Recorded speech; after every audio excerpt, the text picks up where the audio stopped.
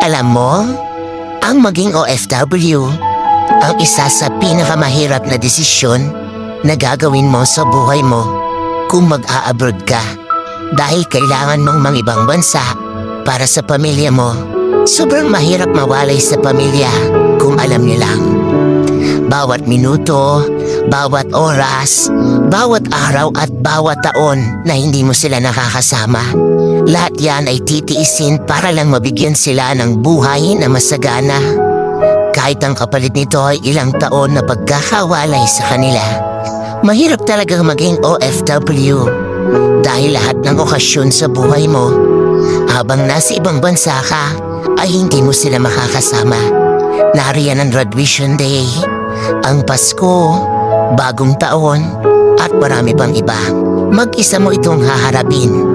Oo, mag-isa, homesick, ang isa sa pinakamalakas na kalaban ng mga OFW na kapag hindi mo nalabanan, talo ka.